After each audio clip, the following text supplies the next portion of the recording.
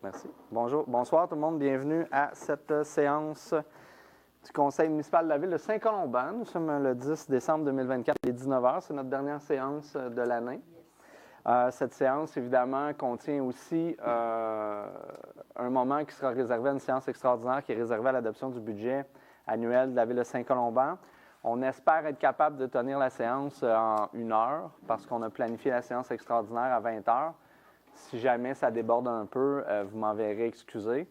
Si jamais on termine avant 20 heures, on prendra une pause pour que la séance extraordinaire commence bel et bien à 20 heures. Donc, je veux aller quand même rapidement.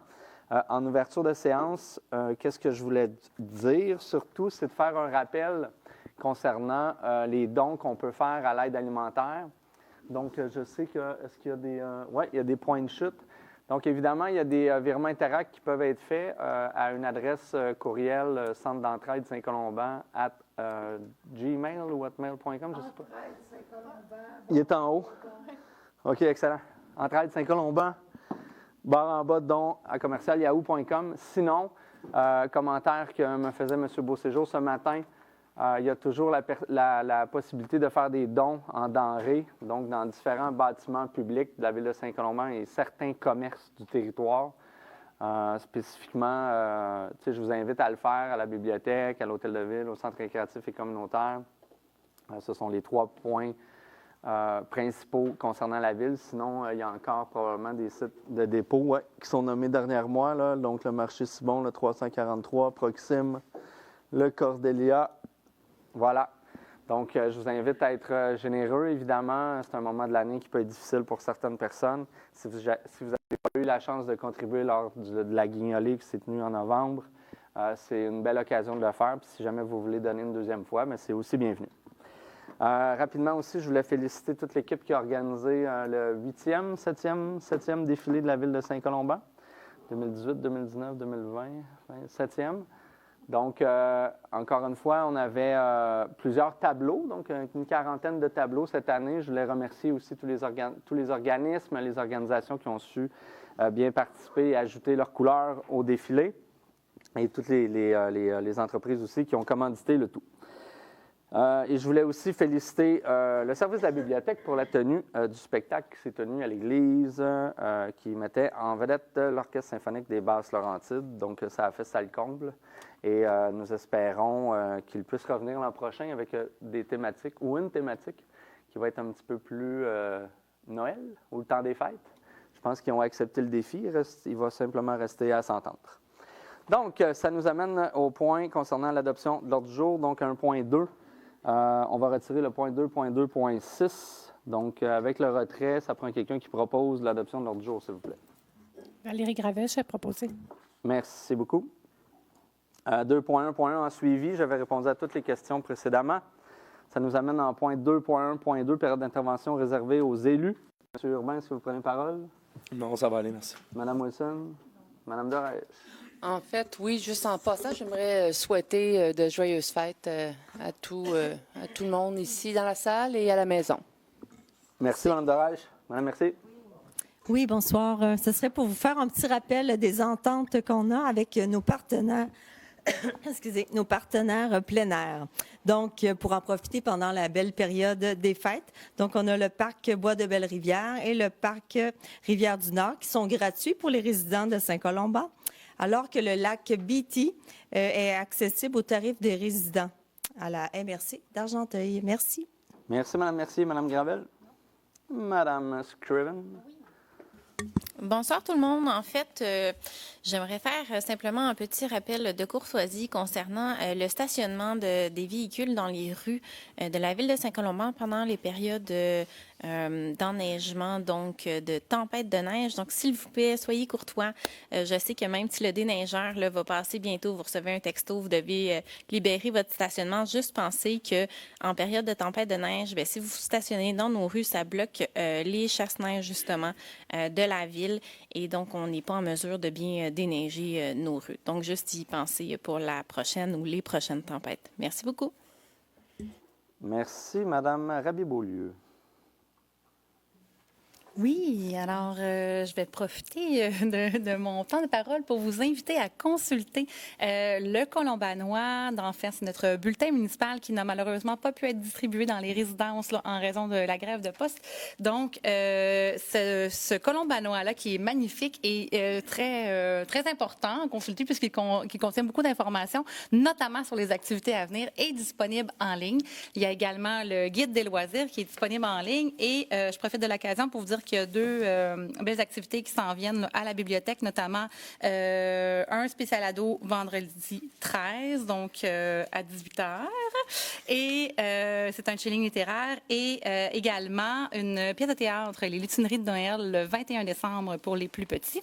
Alors, il y a quelques copies papier qui sont disponibles à l'Hôtel de Ville et à la bibliothèque. Si vous n'avez pas accès en ligne, sinon, mais ils sont disponibles là, via notre magnifique site web. Donc, profitez-en pour aller voir notre nouveau site web et peut-être même poser la question à notre robot conversationnel Colombo si jamais vous ne trouvez pas où est le bulletin municipal. Merci, bonne journée.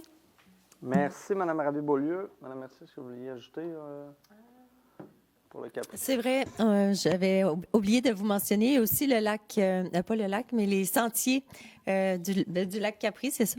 Donc, pour faire la raquette et le ski de fond.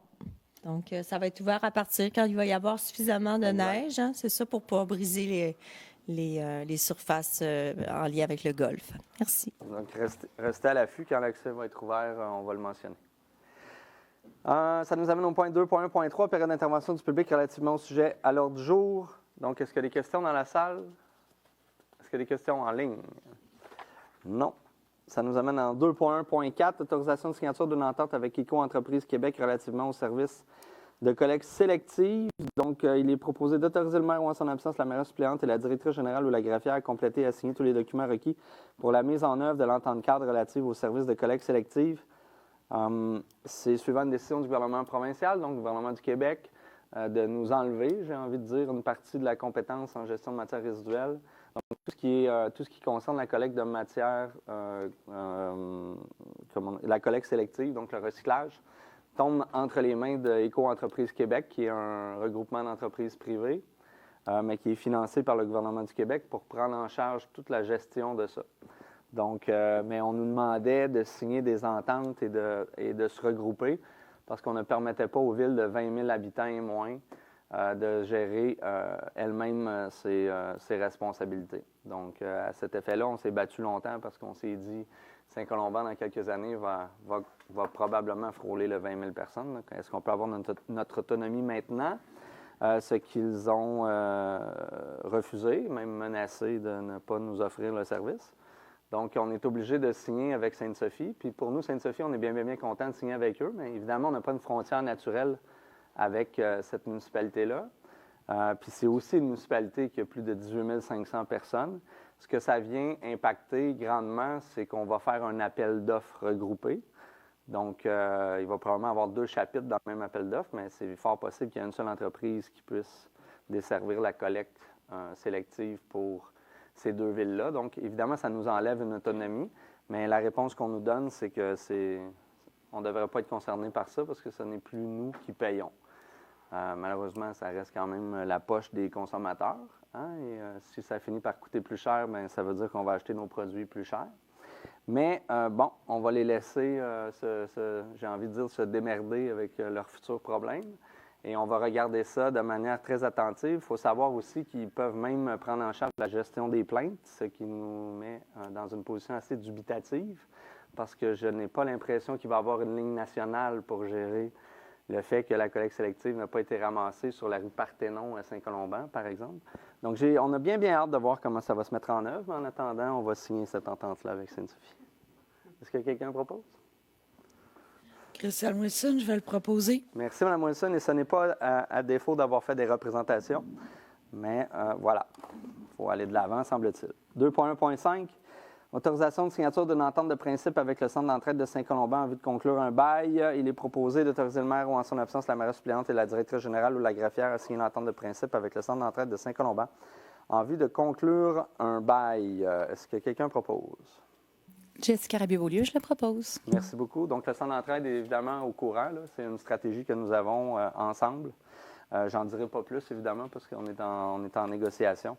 Donc, je ne veux pas m'étendre trop amplement là-dessus. 2.1.6, autorisation d'adhésion et de signature d'une entente de partenariat Gala Zénith 2025 avec la Chambre de commerce et d'industrie Rivière-du-Nord. Donc, il est proposé d'autoriser le maire ou, en son absence, la mairesse suppléante et la directrice générale ou la greffière à signer une entente de partenariat Gala Zénith 2025 avec la Chambre de commerce et d'industrie de la Rivière-du-Nord, et ça relativement à la demande de commandite du dit gala, et d'imputer cette dépense au montant de 2 325, excluant les taxes applicables aux activités de fonctionnement au code budgétaire 0230 00494. Donc, ça nous permet, durant ce gala-là, de donner un prix à une entreprise de Saint-Colomban, donc qui se démarque et qui fait la différence pour le territoire et qui représente aussi l'incarnation des valeurs qu'on veut promouvoir sur le territoire. C'est quelque chose qu'on fait depuis déjà quelques années. Est-ce que quelqu'un propose? Valérie Gravel, je vais proposer. Merci. 2.1.7, dépôt du procès-verbal du comité consultatif de l'agenda 21 local du mois de juin 2024. La rencontre s'est tenue le 17 juin dernier.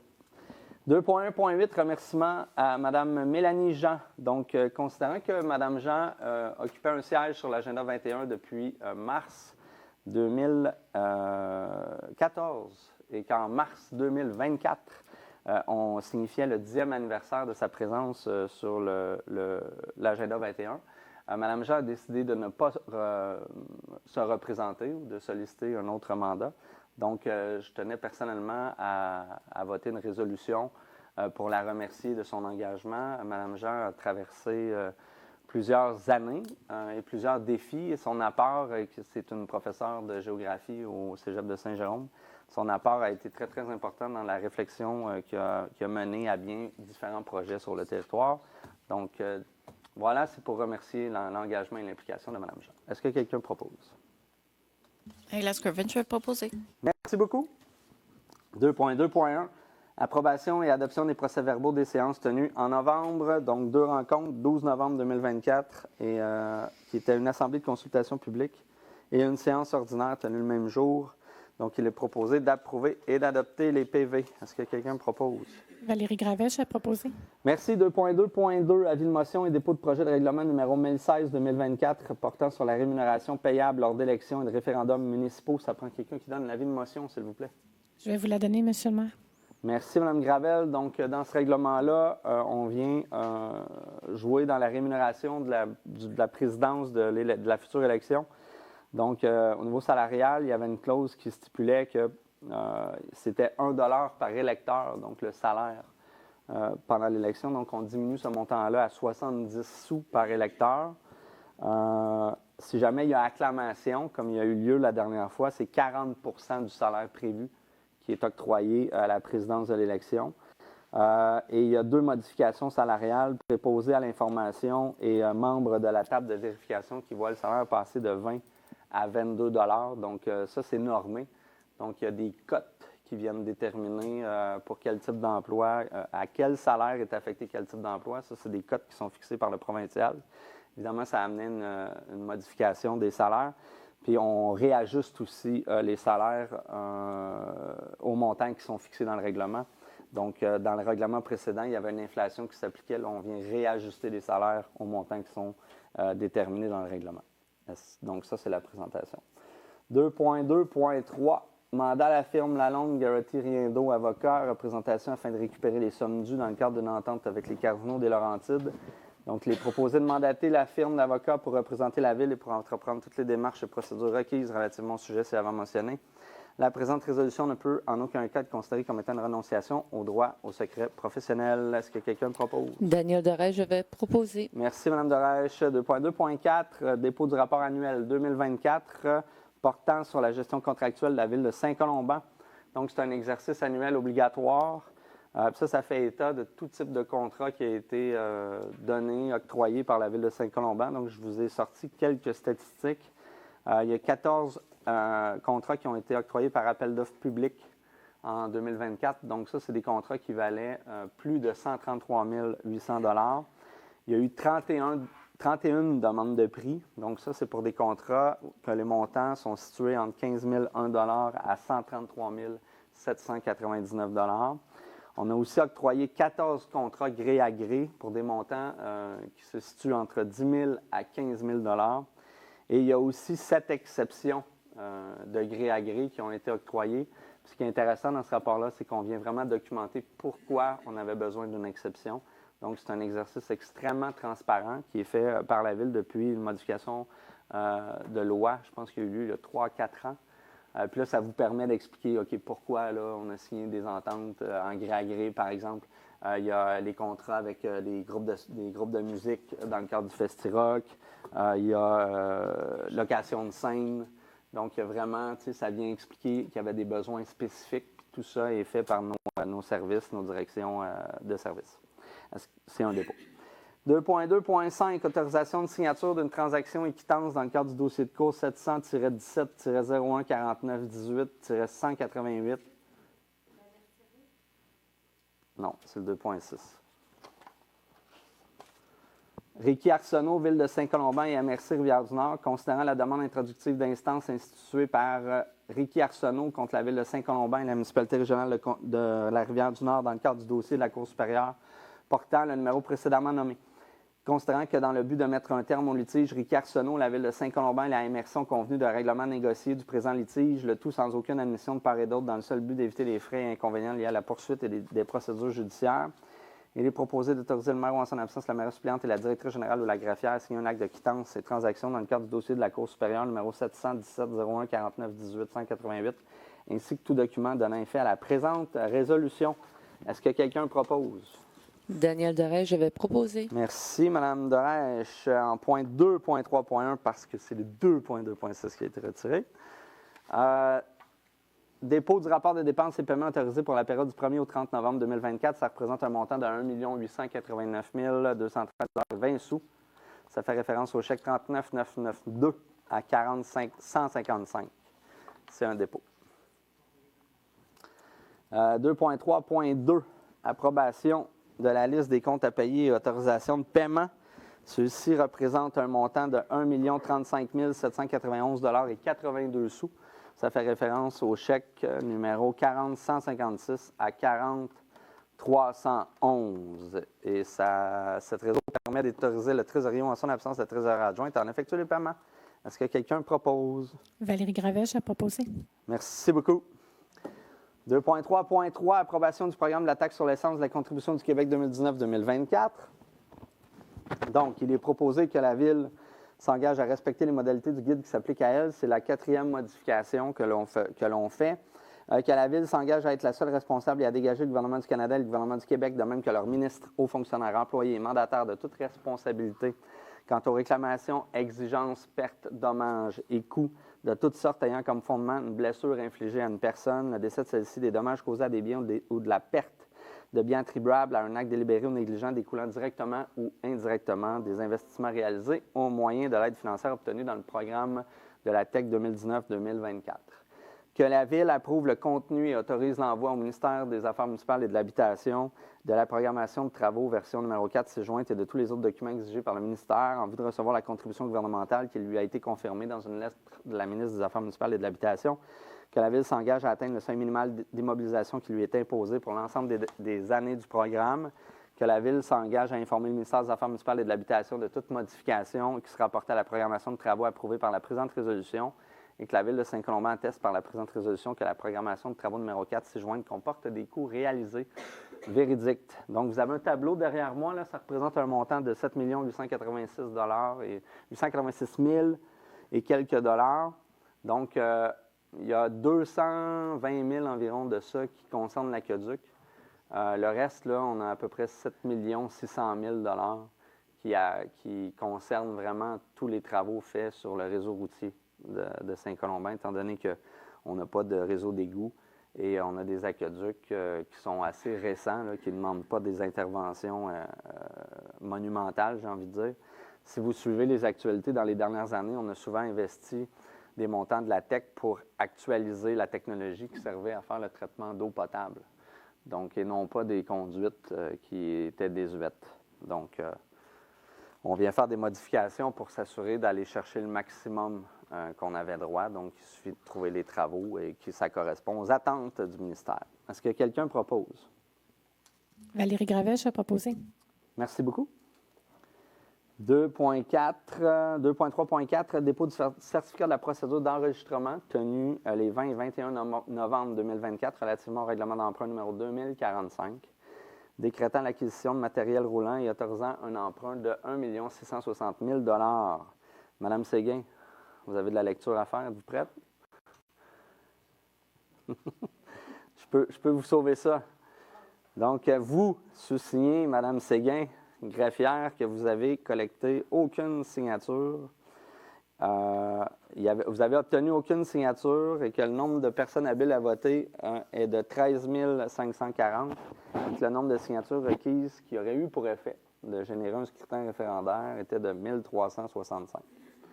Donc, vous nous indiquez ainsi que ce règlement est réputé avoir été approuvé par les personnes habiles à voter, n'est-ce pas? Tout à fait, puisque le nombre de signatures obtenues est de 0. Parfait, merci beaucoup. C'est à vous. 2.3.5, affectation de sommes dans le cadre de l'expropriation du lot 6 528 723 chemin de la Rivière-du-Nord, dossier SAI M 332 058-2404. Donc, ça concerne la réalisation d'une future piste cyclable sur le chemin Rivière-du-Nord à l'est de Montée-de-l'Église. Donc, entre Montée-de-l'Église et la rue Pérideau, il y a 3 lots qui sont affectés par ça. Dans les 2 prochaines résolutions, il y a 2 lots qui sont concernés par les démarches. Donc, dans ce cas-ci, c'est autoriser le maire ou en son absence la maire suppléante et la directrice générale ou la greffière à signer tous les documents requis afin de procéder à l'acquisition du lot 6 528 721 du cadastre du Québec et d'imputer cette dépense aux activités d'investissement règlement d'emprunt numéro 2032 au code budgétaire 22 386 711, projet 2024-11. Donc, on souhaite affecter la somme de 63 905 $ à titre d'indemnité provisionnelle au règlement d'emprunt numéro 2032 dans le cadre du dossier précédemment nommé, et ce, nonobstant la résolution 246-08-2024. Est-ce que quelqu'un propose? Jessica Rabier-Beaulieu, je vous propose. Merci. 2.3.6. Même chose, affectation des sommes dans le cadre de l'expropriation du lot. Est-ce qu'on avait les lots, Mme Sénécal? Oui, il était derrière. Hein? Donc, vous voyez, là, vous êtes capable de vous situer avec la rue Pérideau. Puis ça, c'est le lot précédent ou c'est celui dont lequel? Parfait. Puis le lot précédent avait été aussi projeté? Excellent, merci.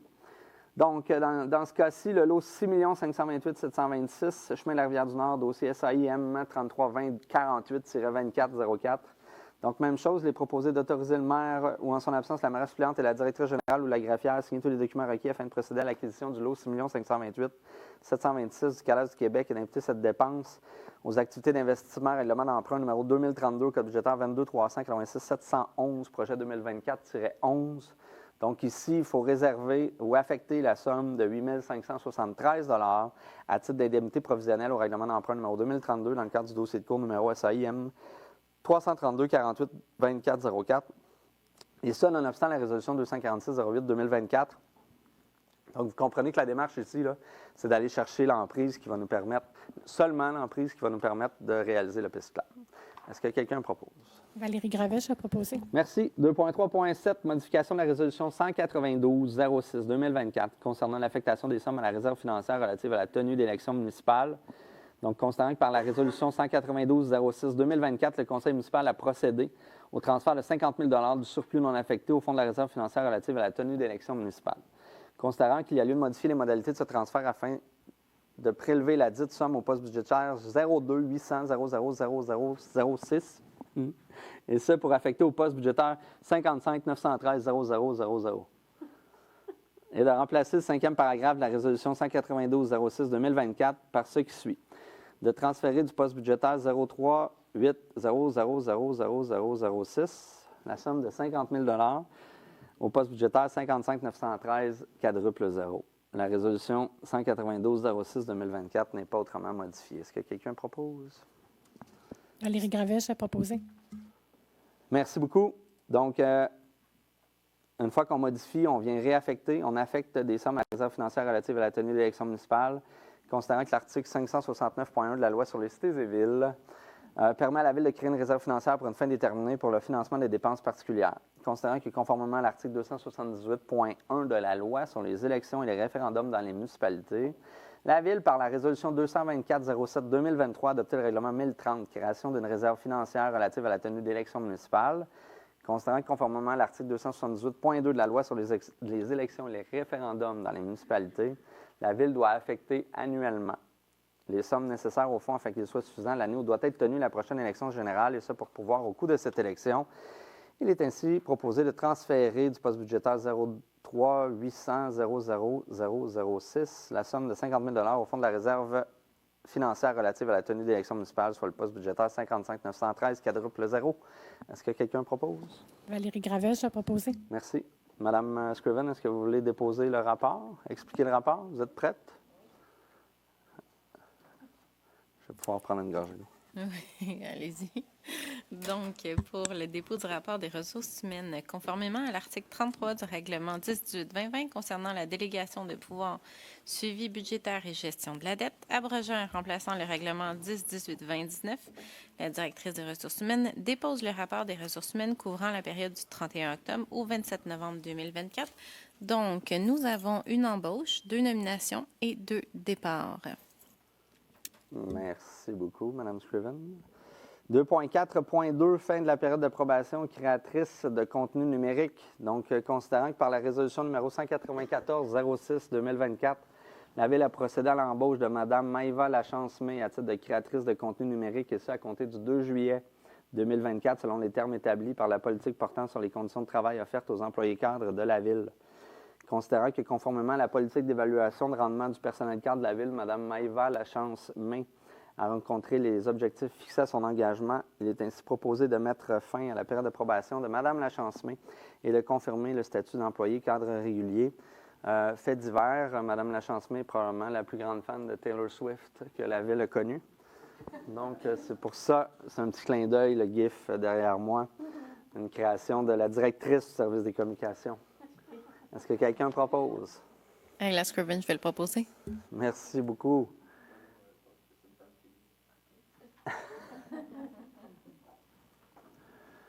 2.4.3, prolongation du contrat d'embauche de gestionnaire de chantier, travaux de réfection de la Côte-Saint-Patrick.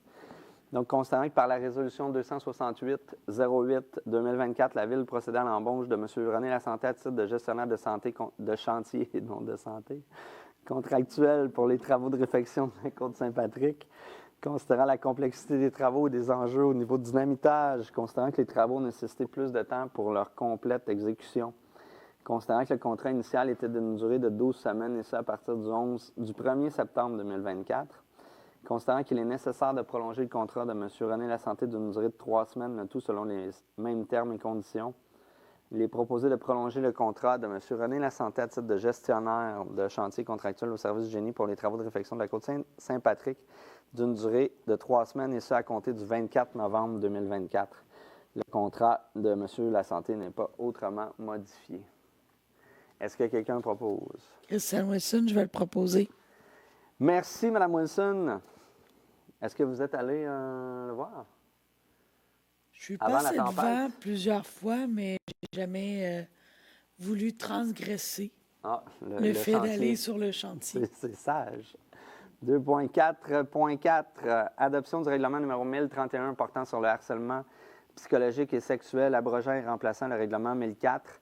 Donc, considérant l'avis de motion qui a été donné le 12 novembre dernier par Mme Scriven, considérant que le règlement a été mis à la disposition du public pour consultation dès le début de la séance et sur le site Web.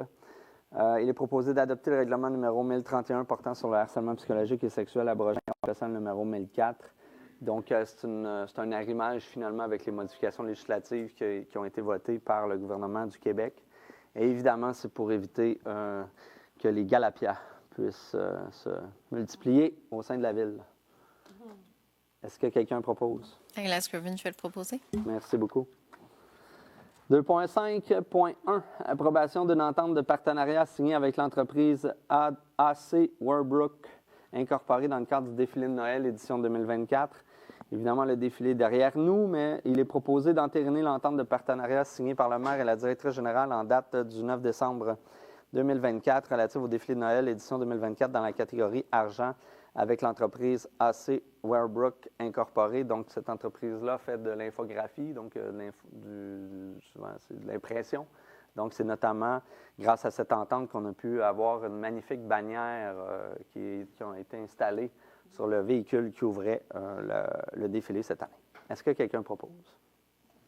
Valérie Gravèche a proposé. Merci, Madame. 3.1, dépôt du procès-verbal du comité consultatif d'urbanisme du mois de novembre. La rencontre s'est tenue le 19 novembre dernier. 3.2, dérogation mineure 92 du lac Rainfray. Madame Dorèche? Oui. Merci. Alors, pour la dérogation mineure pour le 92 rue du lac Rainfray, considérant la demande de dérogation mineure 2024-20-264 relativement à l'immeuble suivant, le matricule est le 5765-32-2598. Le cadastre, c'est 6 242 729 et l'adresse pour le 92 lac Rainfray. Considérant que la demande de dérogation mineure vise à permettre dans la zone tampon, établie à 10 mètres, un empiètement de 0,22 mètres du bâtiment principal, de 0,10 mètres de la clôture au sol, et laquelle aménager une thermopompe sur laquelle est aménagée une thermopompe, le tout tel que montré sur le certificat de localisation préparé par Sylvain Hutu, arpenteur géomètre, minute 29-20, dossier numéro 7285 en date du 11 octobre 2024, considérant la recommandation défavorable du comité consultatif d'urbanisme du 19 novembre dernier, considérant l'avis public affiché et publié sur le site Internet de la Ville le 22 novembre dernier, annonçant la demande de dérogation mineure, considérant que la parole est donnée aux personnes présentes ici à l'Assemblée. Est-ce qu'il y a des gens des questions relatives à ce sujet très précis? Non, ni en ligne. Merci. En conséquence, il est dûment proposé d'accepter la dérogation mineure suivante avec une demande d'un empiètement du bâtiment principal de la zone tampon de 0,22 mètres, un empiètement de la clôture de la zone tampon de 0,10 mètres et l'installation d'un équipement accessoire sur la thermopompe dans la zone tampon. D'accepter partiellement la demande de dérogation mineure visant à permettre l'empiètement de la dalle de béton dans la zone de tampon, tout conditionnellement à ce qui suit, que l'empiètement de la dalle de béton dans la zone de tampon soit diminué à 1,5 mètres. Est-ce qu'on a, afin de supporter les équipements qui y sont déposés, à savoir les unités extérieures des thermopompes, qu'un écran végétal de type conifère, des cèdres ou autres, soit implanté dans les marges avant et latérales de la dalle afin de dissimuler celle-ci et les équipements situés dans la zone de tampon et que la modification de la dalle de béton et l'aménagement de l'écran végétal soient réalisés au plus tard le 15 juin 2025. Merci, Mme Dorèche. Est-ce que quelqu'un propose? Je vais le proposer. Merci beaucoup. 3.3, plan projet de lotissement conformément au règlement numéro 3016 concernant les plans d'implantation et d'intégration architecturale. Le lot 4 705 696 côte Saint-Nicolas. Donc, considérant la demande de permis de lotissement sur le territoire de la ville pour un projet de subdivision du lot précédemment nommé, situé sur la côte Saint-Nicolas en 4 lots. Considérant que cette demande est assujettie au règlement numéro 3016 concernant les plans d'implantation et d'intégration architecturale.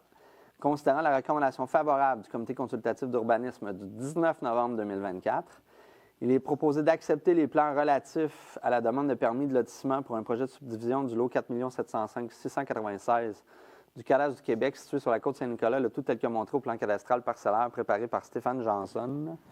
Arpenteur géomètre, dossier 94-338 S2 minute 95-92, daté du 1er février 2024, et ce, conformément au règlement numéro 3016 concernant les plans d'implantation et d'intégration architecturale, d'autoriser le service d'aménagement, environnement et urbanisme à émettre les permis à cet effet. Donc, vous avez la localisation qui est derrière moi, là. On est entre le chemin Walter et la rue Crevier, de l'autre côté de Saint-Nicolas. Donc, c'est un grand terrain, là, puis on propose, dans le plan projet, c'est de le diviser en 4 lots, mais réellement, là, c'est 3 lots. Puis le 4e lot, c'est la ville qui vient se doter d'une marge qui va permettre éventuellement là, de travailler, soit à élargir la montée Saint-Nicolas, soit à prolonger le trottoir. Donc, on avait vraiment l'occasion là, d'aller chercher une emprise supplémentaire sur la côte Saint-Nicolas. Puis évidemment, on ne la laisse pas passer. Donc, il va y avoir 3 lots parallèles avec une marge, donc perpendiculaire, mais parallèle à la route. Environ, je ne sais pas, est-ce qu'on se rappelle, 5 mètres? C'est à peu près ça? Plus ou moins 5 mètres. Hein? Donc, est-ce que quelqu'un propose? 5,19, merci. Je vais le proposer. Merci, Mme Dorèche. 3.4, est-ce que vous voulez présenter le point? Oui. Allez-y. Tout à fait. Plan projet de rénovation conformément au règlement numéro 3016 concernant les plans d'implantation et d'intégration architecturale pour le lot numéro 1 990 435 pour le 320 montée de l'église. Est-ce qu'on a les photos des... Non. Considérant la demande de permis de rénovation sur le territoire de la ville pour la pose de revêtement extérieur de la façade de la résidence située au 320 montée de l'église du cadastre du Québec, considérant que cette demande est assujettie au règlement numéro 3016 du PIIA, considérant la recommandation favorable du comité consultatif d'urbanisme, considérant que les membres du comité consultatif d'urbanisme, après analyse des échantillons, demandent la couleur loup-gris. Il est demandé d'accepter les plans relatifs à la demande du permis de rénovation du revêtement extérieur de la façade de la résidence du 320 montée de l'église et du lot 1 990 435 du cadastre du Québec. Le tout est montré sur le plan l'élévation couleur préparée par le demandeur et ce conformément au règlement numéro 3016 du PIIA et d'autoriser le service d'aménagement, environnement et urbanisme à émettre les permis à cet effet. Donc, nous sommes dans le périmètre urbain, là, c'est tout près d'ici, en fait. Là. C'est une petite maison qui a changé de propriétaire dernièrement. Puis là, il y a des rénovations qui vont être apportées, notamment un changement de revêtement extérieur. Étant là, avec l'entrée en vigueur du nouveau PIA qui a accompagné le plan particulier d'urbanisme, maintenant, les bâtiments résidentiels à l'intérieur du périmètre urbain situés sur Montée de l'Église sont soumis à un plan d'implantation et d'intégration architecturale. C'est notre premier dossier là, qui concerne ça. Donc, évidemment, pour le changement de couleur d'un revêtement, maintenant, le conseil municipal va avoir et le comité consultatif d'urbanisme va avoir un droit de regard. Donc, c'est ce qui est mentionné ici et qui sera soumis à l'approbation ou pas du conseil. Est-ce que quelqu'un propose? Je vais le proposer. Vous proposez le loup gris, Mme Dorèche. Oui. Merci beaucoup. 3.5, approbation d'une enseigne permanente identifiant un projet résidentiel, projet boréal, donc un projet intégré situé sur Montée de l'Église nord, considérant la demande d'installation d'enseigne permanente identifiant le projet résidentiel boréal à être implanté au lot 6 540 237 du cadastre du Québec, considérant que cette demande est assujettie à l'article 1044 du règlement de zonage numéro 3-1001 tel qu'amendé qui prévoit que l'enseigne doit être approuvée par le conseil municipal. Considérant la recommandation du service d'aménagement, d'environnement et d'urbanisme d'exiger comme condition que l'enseigne se retrouve à l'extérieur du triangle de visibilité tel que défini par le règlement de zonage numéro 3001 en assimilant l'allée d'accès à une rue.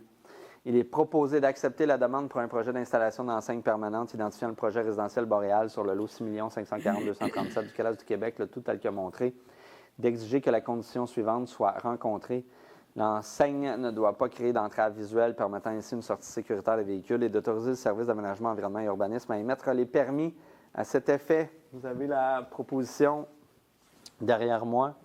Donc, évidemment, c'est un dessin, là, mais ce qu'on comprend, c'est que c'est en fer forgé, en acier, M. Urbain. Oui, exactement. C'est ça. Donc, bien hâte de voir ça. Est-ce que quelqu'un propose? Étienne, je vais le proposer. Merci, M. Urbain. 3.6, adoption du règlement numéro 3001-2024-30, modifiant le règlement de zonage numéro 3001 tel qu'amendé afin de modifier les limites des zones H168 et P170 et d'ajouter un code d'usage. Donc, ça a fait état d'un avis de motion à la dernière séance qui avait été, au mois d'octobre, pardonnez-moi, qui avait été donné par Mme Lapointe, considérant l'adoption du premier projet de règlement le 8 octobre, considérant l'adoption du second projet de règlement le 12 novembre dernier, considérant l'avis annonçant la possibilité de faire une demande de participation à un référendum publié le mardi 26 novembre 2024, considérant que la période prévue pour faire une demande d'approbation référendaire était fixée du mardi 26 novembre 2024 au mercredi 4 décembre 2024, considérant qu'au mercredi 4 décembre 2024, aucune demande valide n'a été reçue à l'égard du second projet de règlement, considérant que le règlement a été mis à la disposition du public dès le début de la séance et sur le site Internet de la Ville, il est proposé d'adopter le règlement numéro 3001-2024-30, modifiant le règlement de zonage numéro 3001 tel qu'amendé afin de modifier les limites des zones H168 et P170 et d'ajouter un code d'usage. Le code d'usage qui est ajouté, c'est le P213 qui permet la venue d'organismes communautaires d'OBNL. Et la modification, finalement, c'est de rejoindre le lot spécifique et l'inclure dans le zonage P qui inclut notamment le centre récréatif et communautaire. Donc, on parle de bâtiment qui est situé sur la rue Fellen. Quelqu'un propose? Jessica Rabi-Beaulieu, je le propose. Merci. 3.7, adoption du second projet de règlement numéro 3001-2024-31, modifiant le règlement de zonage numéro 3001 tel qu'amendé afin de modifier les limites des zones H167 et C168, considérant que l'avis de motion avait été donné le 12 novembre dernier par Mme Dorèche, considérant l'adoption du premier projet de règlement le 12 novembre dernier aussi, considérant la tenue de l'Assemblée de consultation publique qui s'est tenue tout juste avant notre séance ordinaire à 17h aujourd'hui, considérant que les dispositions de ce règlement sont susceptibles d'approbation référendaire, considérant qu'une copie du règlement a été mise à la disposition du public pour consultation dès le début de la séance sur le site Internet de la Ville, il est proposé d'adopter le second projet de règlement numéro 3001-2024-31, modifiant le règlement de zonage numéro 3001 tel qu'amendé afin de modifier les limites des zones H167 et C168. Donc, nous sommes à l'intersection Montée-Saint-Nicolas-Côte-Saint-Paul. Donc, en direction Saint-Nicolas Nord, il y avait une bande de terrain où il y avait un zonage C qui se prolongeait vers Saint-Nicolas. Suivant des communications, des démarches qu'on fait pour aller chercher des spécificités au niveau commercial pour la révision du schéma d'aménagement, on nous a suggéré préalablement de réduire nos demandes, donc sur Montée Saint-Nicolas. Donc, effectivement, cette modification-là vient un peu en ce sens-là. Donc, il y avait 2 terrains sur Saint-Nicolas nord-ouest qui étaient commerciaux. Donc, on propose un zonage habitation. Mais le mix pourrait toujours être permis, mais là, il pourrait seulement avoir de l'habitation. Et seulement le terrain au coin de Saint-Paul, Saint-Nicolas, nord-ouest, a une vocation commerciale. Avant, c'était un petit peu plus large que ça. Là, on l'étend, on le réduit plutôt à l'intersection. Est-ce que quelqu'un propose? Christian Wilson, je vais le proposer. Merci beaucoup. 3.8.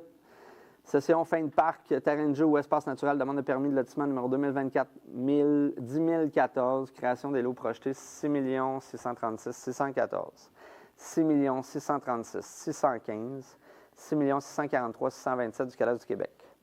Donc, constatant que le propriétaire des lots précédemment nommés a déposé une demande de permis de lotissement numéro 2024-10-014 afin de procéder à la création des lots projetés. Donc, ça, c'est ceux que j'avais nommés, mais ça vient de la division cadastrale des lots 5 082 19 et 6 445 401. Avec ces lots-là, on a fait les lots que j'ai nommés un petit peu plus tôt. Cette modification-là, telle qu'il apparaît du plan cadastral parcellaire préparé par Sylvain Thuy, arpenteur géomètre en date du 12 juillet 2024, sous la minute 2765, dossier 75-9, constatant qu'un lot transitoire sera créé afin de permettre l'opération cadastrale, soit le lot 6 636 614. Constatant que le lot transitoire créé est assujetti à la contribution fin de parc, terrain de jeu et espace naturel prévu au règlement de lotissement numéro 600 tel commandé conformément à l'article 47. Constatant que les conditions réglementaires permettant une exemption de la perception de la contribution pour faire de parc ne sont pas respectées et que la Ville est tenue de réclamer la dite contribution. Constatant que le règlement précité prévoit à son article 24 que le conseil municipal peut exiger du propriétaire qu'il s'engage soit à céder gratuitement à la Ville un terrain équivalent à 10 de la superficie du terrain visé par l'opération cadastrale, soit à verser à la Ville une somme équivalente à 10 de la valeur du ou des terrains créés par l'opération cadastrale, soit une combinaison des deux, sans toutefois excéder 10 Constatant que la superficie du lot transitoire est de 36 957,1 m² et que jusqu'à 3 657,71 m² représentent 10 peuvent être ainsi cédés. Considérant que l'emplacement de l'opération cadastrale n'est pas propice à l'acquittement des frais de parc, terrain de jeu et espace naturel soit effectué en terrain et qu'en conséquence, la dite contribution devrait être versée en totalité en argent, il est proposé d'exiger que la contribution pour fin de parc, terrain de jeu et espace naturel exigible dans le cadre du permis de lotissement soit effectuée en totalité sous forme de paiement en argent, le tout établi conformément à la réglementation applicable. Donc, nous nous trouvons dans le secteur de la rue des Pionniers. Donc, ça, c'est dans le nord du territoire. Ça concerne là, principalement la partie que nous avions annexée du canton de Gore. Donc, évidemment, pour la ville de Saint-Colomban, d'aller chercher un terrain de 3100 mètres dans un secteur très, très, très éloigné où habitent très peu de gens, c'était pas super avantageux pour nous. Donc, on préfère faire la proposition de prendre le tout en argent. Est-ce que quelqu'un propose? Étienne Aubin, je vais le proposer. Merci. 3.9, même type de résolution. Mais cette fois-ci, on revient sur Montée Saint-Nicolas, là, un point qui avait été présenté au niveau du PIA, donc la division cadastrale. Donc, je vais aller vite parce que c'est à peu près les mêmes considérants. Donc, il est proposé d'exiger que la contribution pour fin de parc, terrain de jeu et espace naturel prévu à l'article 24 du règlement de lotissement numéro 600 est exigible dans le cadre du permis de lotissement numéro 2024-10 027 soit versé en totalité sous forme de paiement en argent, de renoncer à la contribution additionnelle prévue à l'article 24.3 du même règlement correspondant à 10 de superficie totale du lot 4 705 696. Ça représentait 1291,1 m². Le tout établi conformément à la réglementation municipale. Je vais juste... dans ce cas-ci, toutefois, le terrain était situé dans le secteur central. Donc, le conseil a l'opportunité de décider si on prend un 10 supplémentaire ou pas en espace vert. Puis, on a décidé de ne pas le prendre parce que vous comprenez, là, on est dans un lot là, qui n'est pas super étendu. Puis l'intérêt d'avoir un terrain public dans ce secteur-là était plus ou moins pertinent là, compte tenu de la présence du cours d'eau. Donc, la décision, c'est de le prendre en argent. Est-ce que quelqu'un propose? Sandra Mercier, je le propose. Merci beaucoup. 3.10, octroi de contrat, service professionnel pour l'entretien annuel des systèmes septiques de traitement tertiaire avec désinfection par rayonnement ultraviolet hydrokinétique. Donc, il est proposé d'octroyer le contrat à l'entreprise EnviroStep Technologies au coût de 12 105 $, excluant les taxes applicables, et ça conformément à leur offre de prix datée du 26 novembre 2024, et d'imputer cette dépense aux activités de fonctionnement au code budgétaire 02 470 00 453. Vous voyez, ça, c'est vraiment un statut contractuel qui génère une exception parce que Hydrokinétique est le seul à pouvoir expertiser sa propre technologie, donc à faire le suivi. Donc, évidemment, on n'a pas le choix d'aller en gré à gré, même si ça excède un montant de 10 000 $. Est-ce que quelqu'un propose? Valérie Gravel, je proposé. Merci beaucoup. 4.1, autorisation de signature. Demande de permis de voirie auprès du ministère des Transports et de la Mobilité durable du Québec. Donc, on propose de demander au ministère d'accorder à la Ville les permissions de voirie au cours de l'année 2025. C'est pour la montée de l'Église sous l'autorité du ministère des Transports et de la Mobilité durable. Donc, on propose aussi d'autoriser la directrice du service des travaux publics à signer les permissions de voirie et les ententes d'entretien pour tous les travaux dont les coûts estimés de remise en état des éléments de l'emprise n'excèdent pas 10 000 $ puisque la Ville s'engage à respecter les clauses de la permission de voirie et des ententes d'entretien conclues. De plus, la Ville s'engage à demander la permission requise chaque fois qu'il le sera nécessaire. Est-ce que quelqu'un propose? Valérie Gravel, je proposé. Merci. 4.2, autorisation de signature d'une entente avec le Centre d'innovation microélectronique du Québec, le CIMEC. Donc, considérant que la Ville désire confier au CIMEC le mandat d'effectuer des recherches afin d'identifier les technologies qui pourraient être utilisées pour installer un système de contrôle d'accès sans contact pour l'ensemble des bâtiments municipaux de la Ville. Considérant que le CIMEC a réalisé une estimation montant de 3 000 $ plus les taxes applicables. Ça, c'est pour la réalisation d'un devis qui va nous permettre de solliciter la meilleure technologie pour nous. Considérant que la Ville accepte les coûts soumis par le CIMEC de même que l'entente de réalisation des travaux. Il est proposé d'autoriser le directeur général adjoint et toute autre personne mandatée par ce dernier à signer l'entente relative au mandat d'effectuer des recherches afin d'identifier les technologies qui pourraient être utilisées pour installer un système de contrôle d'accès sans contact pour l'ensemble des bâtiments municipaux de la Ville et d'imputer cette dépense au surplus non affecté, code budgétaire 22 389 711, projet 2025-03. Donc, le CIMEC, là, c'est un centre collégial de transfert de technologie, CCTT. Donc, ça regroupe, souvent, c'est des organisations sans but lucratif, mais qui sont dans les girons des centres collégiaux. Donc, le CIMEC, lui, il est dans le giron du Collège Lionel Gault, puis il est spécialisé en microélectronique. Donc, évidemment, développer des technologies sans contact pour accéder à des bâtiments publics, c'est dans leur cours. Donc, eux, ils ont toute la connaissance, ils ont toute l'innovation, ils sont au courant des technologies. Donc, ils vont être capables de nous proposer vraiment un devis qui va répondre spécifiquement à nos besoins et à la particularité de nos bâtiments. Donc, c'est ça le mandat. Est-ce que quelqu'un propose? Angela Scriven, je vais le proposer. Merci beaucoup. 4.3, non-reconduction des ententes entre la Ville de Saint-Colombin et Tricentris, la Coop de solidarité. Donc, considérant que la Ville de Saint-Colombin et Tricentris, la Coop de solidarité ont conclu des ententes suivantes dans le passé, contrat de membres utilisateurs, contrat de service. Considérant que ces ententes prennent fin le 31 décembre 2024, considérant que la Ville de Saint-Colombin ne souhaite pas renouveler les dites ententes, il est proposé d'aviser Tricentris, la Coop de solidarité, de l'intention de la Ville de ne pas reconduire les ententes précédemment nommées. Ça, évidemment, ça rentre dans le giron que j'ai nommé précédemment, là, qui concerne aussi Éco-Entreprise Québec. C'est Éco-Entreprise Québec qui reprend toute cette responsabilité. Ils vont contracter fort probablement Tricentris pour effectuer ce que Tricentris a toujours fait. Est-ce que quelqu'un propose? Jessica Rabier-Beaulieu, je le propose. Merci, Mme Rabier-Beaulieu. 4.4, octroi de contrat, réparation de la niveleuse. Donc, on a sollicité 3 entreprises, Diesel Terrebonne, Machinerie GH, Strongco. On a reçu 3 prix. Diesel Terrebonne, 18 357 et 22 sous. Machinerie GH, 20 582 et 87. Strongco, 27 067 $ et 61 sous. Considérant la recommandation de la directrice du service des travaux publics, il est proposé d'octroyer le contrat à l'entreprise Diesel Terrebonne Incorporée au coût de 18 357 $ et 22 sous, excluant les taxes applicables, et ça conformément à l'offre de prix datée du 29 novembre 2024, et d'imputer cette dépense aux activités de fonctionnement surplus non affecté au code budgétaire 02 320 00 520. Est-ce que quelqu'un propose? Angela Scriven, je vais le proposer. Merci. 4.5, rejet des soumissions, acquisition d'un tracteur articulé TP-SP 2024-067. Considérant que la Ville a procédé à un appel d'offres public pour l'acquisition du tracteur articulé d'un tracteur. Considérant le résultat de l'ouverture des soumissions le 9 décembre 2024, 3 prix, 3 soumissions plutôt, Benco, pièces et services, 154 900 $, Cubex Limité, 228 626 $ et 20 sous, Machinerie Forgette, 260 490 $. Considérant qu'aucune des soumissions reçues ne respecte les exigences minimales demandées par la Ville, considérant la recommandation de la directrice du service des travaux publics, il est proposé de rejeter les soumissions reçues dans le cadre de l'appel d'offres TP-SP 2024-67, acquisition d'un tracteur articulé. Est-ce que quelqu'un propose? Valérie Gravèche a proposé. Merci. 5.1, octroi de contrat, acquisition de 5 habits de combat. Donc, c'est une routine. On le fait à chaque année. Ça nous permet de garder,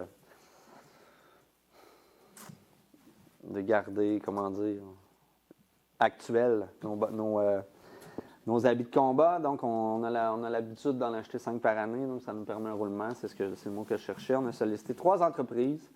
L'Arsenal Aérofeu Limité, 1200 degrés équipement. On a reçu un seul prix Aérofeu Limité, 19 815 $ pour 5 habits de combat.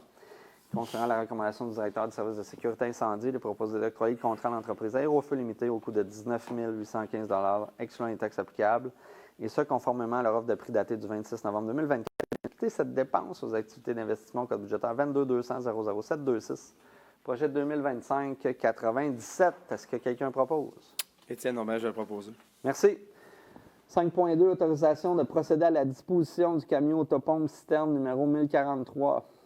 Considérant la résolution 251-8-2023 par laquelle la Ville a procédé à l'octroi d'un contrat pour l'acquisition d'un nouveau camion de type autopompe citerne pour son service de sécurité incendie. Considérant la livraison imminente de ce nouveau camion, considérant que la Ville n'utilisera plus son camion autopompe citerne 2009 de marque Freightliner, identifié comme étant le camion numéro 1043, considérant que la Ville souhaite procéder à la disposition du camion numéro 1043, soit en procédant de gré à gré ou par l'entremise d'une plateforme de disposition des biens telle que le système électronique d'appel d'offres du gouvernement du Québec ou la direction de la disposition des biens du centre d'acquisition gouvernementale, considérant qu'il est dans l'intérêt de la Ville que le montant minimal pour la mise en prix soit de 150 000 $, il est proposé d'autoriser le maire ou en son absence la mairesse suppléante et la directrice générale ou la greffière à signer tous les documents requis afin de procéder à la disposition pour et au nom de la Ville du camion numéro 1043, et ce, en fonction des offres qui seront reçues. Est-ce que quelqu'un propose? Étienne Aubin, je vais le proposer. Merci, M. Urbain. 6.1. Dépôt du bilan du plan d'action pour les personnes handicapées 2024. Donc, c'est un dépôt. Là-dedans, il y avait 20 actions ciblées. Je pense qu'on peut dire qu'on a répondu, je pense, à 19 ou 18 actions sur les 20. Il y en a beaucoup qui sont en continu, évidemment. Donc, là, le mandat est donné pour déposer un nouveau plan d'action. Et c'est le comité famille, aînés, personnes handicapées qui aura le mandat de travailler sur ce dossier. C'est un dépôt. 6.2. Adoption de la politique 2014-2024-06, modifiant la politique 2014, soutien et aide financière tel qu'amendé. Donc, on propose d'adopter l'amendement qui voit le fait d'enlever le paragraphe relié au CAP-RDN. Donc, on avait auparavant un remboursement ou un non-remboursement. Un non-remboursement lié aux activités du CAP-RDN parce qu'on avait une entente. Et là, on a signifié à CAP-RDN qu'on ne voulait pas renouveler l'entente et qu'on était pour travailler d'une autre façon. Donc, on modifie la politique. Est-ce que quelqu'un propose? Crystal Wilson, je vais le proposer. Merci, Mme Wilson. 6.3. Autorisation de procéder à une demande de subvention dans le cadre du programme Emploi d'été Canada 2025. Donc, il est proposé d'autoriser le directeur du service de développement social et des loisirs ou toute autre personne mandatée par ce dernier à présenter une demande de subvention dans le cadre du programme d'emploi d'été Canada du gouvernement du Canada et à signer tous les documents à cet effet. Principalement, c'est pour des emplois qui concernent le camp de jour de Saint-Colomban. Est-ce que quelqu'un propose? Sandra Mercier, je le propose. Merci beaucoup, Mme Mercier. 6.4, autorisation de procéder à une demande de subvention dans le cadre du programme d'aide financière Fonds Région Ruralité FRR, volet 1. Donc, il y a une opportunité d'avoir une aide financière dans le cadre de ce projet-là qui va concerner l'aménagement de 2 accès à l'eau sur la Rivière-du-Nord, situés entre le pont Mackenzie et le pont Canuta. Donc, mais avant de pouvoir les réaliser, ça prend le fric. Donc, il est proposé d'autoriser le directeur du service de développement social et des loisirs ou toute autre personne mandatée par ce dernier à présenter une demande de subvention dans le cadre du programme d'aide financière Fonds Région Ruralité Volet 1 du gouvernement du Québec et d'autoriser le directeur du service de développement social et des loisirs ou toute autre personne mandatée par ce dernier à signer tous les documents à cet effet. C'est un enjeu qui est très, très cher à nos yeux, l'accès à l'eau à Saint-Colomban. Il y a plusieurs lacs, mais ces accès sont souvent privés. La rivière du Nord, bien, ça porte un caractère public. Puis on veut vraiment s'intégrer dans les efforts qu'a initié la Ville de Mirabel de donner accès à la rivière du Nord. C'est un bijou qui est sous-exploité et méconnu sur le territoire. Je pense que n'importe qui a pu aller sur la rivière découvre que c'est un écosystème, exceptionnel. Puis deux, étant donné que la rivière est dans une espèce de canyon, ça n'en prend pas beaucoup pour réaliser qu'on est loin et près en même temps de la vie. Je pense que ça permet de décrocher énormément. Là. On est très, très près du secteur Saint-Canute, puis on n'a aucune idée de où on est parce qu'il y a un calme relatif qui s'installe là, dans l'espèce de creux de la rivière. Puis je pense qu'on veut exploiter, on veut vraiment mettre en valeur cet accès-là pour que la population puisse en profiter. Évidemment, je veux diminuer les attentes de certaines personnes. On veut stimuler l'accès pour des bateaux, pas des bateaux justement, des kayaks, des canots, des paddleboards, pour limiter les conflits d'usage le plus possible. Est-ce que quelqu'un propose? Jessica Rabier-Beaulieu, je le propose. Merci, Mme Rabier-Beaulieu. 6.5. Redistribution des pourboires amassés lors des différentes activités sociales de la Ville pour l'année 2024. Donc, considérant la tenue des différentes activités sociales de la Ville, considérant l'article 91.0.1 de la Loi sur les compétences municipales permet d'accorder une aide financière aux organismes à but non lucratif à vocation sociale. Considérant que plusieurs bénévoles de différents organismes à but non lucratif reconnus par la Ville ont participé à la tenue des activités sociales et ont aussi permis d'amasser des fonds sous la forme de pourboires. Ça, c'est notamment dans le cadre du marché public, du Festi-Rock, de la Fête nationale. J'en oublie peut-être. Considérant que le montant total amassé en pourboire est de 9 715,54 $ et que la Ville désire les redistribuer de la façon suivante. Ça, c'est vraiment notre initiative de pouvoir redonner aux organismes qui s'impliquent. Donc, on en a 6 ici. Le Club Équestre Bonnybrook, un montant de 2 298,26 $. Amicha Éthique Féline Saint-Colomban, 2 809,52 $. Le Club d'âge d'or de Saint-Colomban, 745,53 $. Le Club Optimiste de Saint-Colomban, 707,59 $. Le Mouvement des personnes handicapées Saint-Colomban et Saint-Canute, 930,58 $. Et la ZAC donc, de Saint-Colomban, donc c'est le groupe de Pickleball, 2 224,06 $ pour un montant total de 9 715,54 $. Donc, il est proposé que le trésorier ou en son absence, la trésorière adjointe à distribuer et remettre les sommes aux organismes à but non lucratif concernés, tel que détaillé au tableau de la présente résolution. Et j'en profite aussi pour remercier tous les bénévoles là, qui ont été impliqués à travers nos événements, là, principalement derrière le bar, qui ont donné des heures et des heures. C'est normalement du plaisir, mais parfois du travail. Et évidemment, les organismes qui choisissent les événements populaires comme la Fête nationale et le Festi-Rock, bien, ça demande du travail, de l'engagement, mais ça peut être un petit peu payant. Donc, merci tout le monde. Puis nous, on est bien, bien fiers de voir les organismes se mobiliser puis de trouver un moyen de garnir un tant soit peu les coffres puis qu'on puisse en faire profiter les organismes à travers les activités qu'on aime bien développer. Est-ce que quelqu'un propose? Jessica Rabier-Beaulieu, je le propose. Merci, Mme Rabier-Beaulieu. 6.6, ajout et retrait à la liste des organismes partenaires. Donc, considérant la demande de reconnaissance des organismes suivants, Association régionale de loisirs pour personnes handicapées des Laurentides, Club Carcajou de Saint-Jérôme, Gymno Laurentides, considérant la réception des documents dûment complétés par les organismes nommés ci-dessus et exigés par la politique numéro 8014 telle qu'amendée relative au soutien et à l'aide financière. Considérant que l'organisme Les Cardinaux des Laurentides avait été reconnu à titre d'organisme partenaire par la résolution 136-04-2023. Considérant que par sa résolution 367-11-2024, la Ville a mis fin au protocole d'entente le lien à l'organisme Les Cardinaux des Laurentides, il est proposé d'accepter la recommandation du directeur du service de développement social et des loisirs quant à la reconnaissance des organismes si haut mentionnés et par conséquent de reconnaître à titre d'organisme partenaire de la Ville, et ça conformément à la politique numéro 8014, les 3 organismes précédemment nommés, et de retirer de la liste des organismes partenaires de la Ville l'organisme Les Cardinaux et Laurentides. Est-ce que quelqu'un propose? Valérie Gravèche a proposé. Merci, Mme Gravel. 6.7, nomination de M. Robert Goyette au comité consultatif sur la politique de la famille, des aînés et des personnes handicapées. Eh bien, nous en parlions. Donc, considérant que Mme Diane Coursol, membre du dit comité, a remis sa démission, il est proposé de nommer comme nouveau membre M. Robert Goyette. Est-ce que quelqu'un propose? Angela Scriven, je vais le proposer. Merci. 7.1, autorisation de procéder à une demande de subvention dans le cadre du programme pour une jeunesse bien informée. Donc, il est proposé d'autoriser la directrice du service de la bibliothèque et de la culture ou toute autre personne mandatée par cette dernière à présenter une demande de subvention dans le cadre du programme pour une jeunesse bien informée du gouvernement du Québec et d'autoriser la directrice du service de la bibliothèque et de la culture à toute autre personne mandatée par cette dernière à signer tous les documents à cet effet. Le but, là, c'est de créer des lieux ou des activités qui permettent à une jeunesse d'être bien informée. Notamment, le projet du mini-conseil va faire état d'une demande de subvention. Est-ce que quelqu'un propose? Jessica Rabier-Beaulieu, je le propose.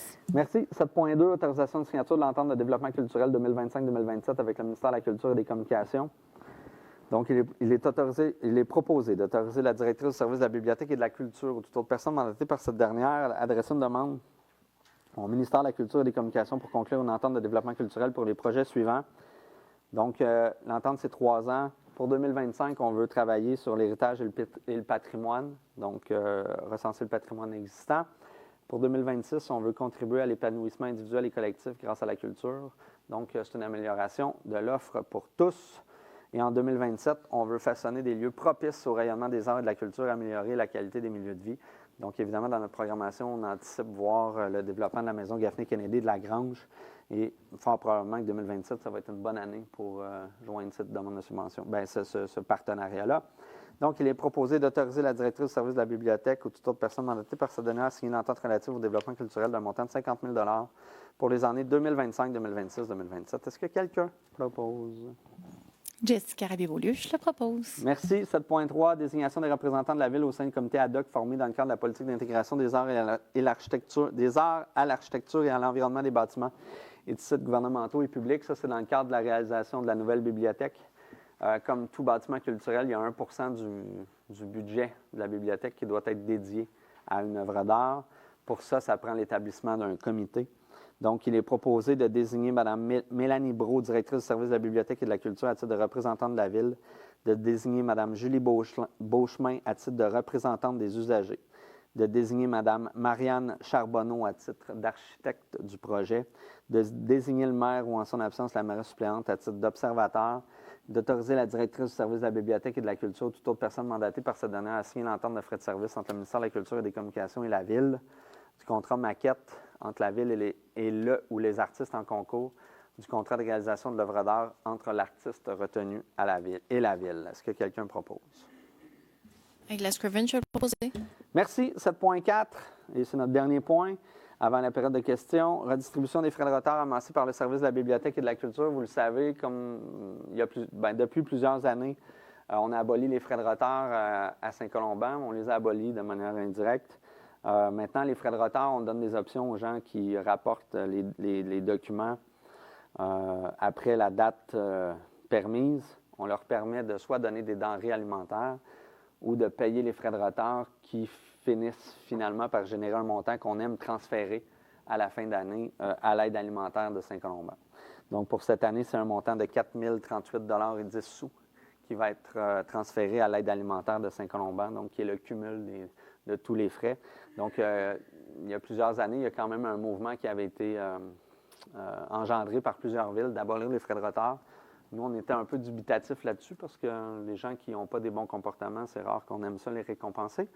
Donc, on a décidé de trancher la part en deux et de décider que ces montants-là, au lieu que ça tombe dans les revenus généraux de la Ville, bien évidemment, on voulait s'en servir pour que ça bénéficie aux gens qui en avaient le plus besoin. Et depuis, je pense que c'est le montant le plus élevé qu'on redonne depuis l'entrée en vigueur de cette politique-là. Et j'invite toutes les villes à réfléchir, à adopter notre politique qui est, à tout le moins, un beau moyen de garnir les coffres dans des périodes difficiles. Donc, est-ce que quelqu'un propose ce transfert d'argent, d'amende, pardonnez-moi?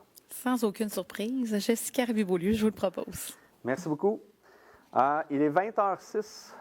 Ce que je ferais, c'est que j'amenderais ou je suspendrais. On continue? Vous me permettez de continuer la période de questions et aussi que la période de questions termine?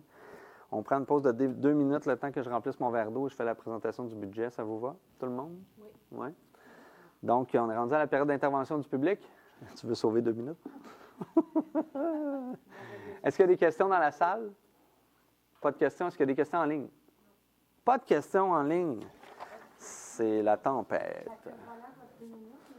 Oui.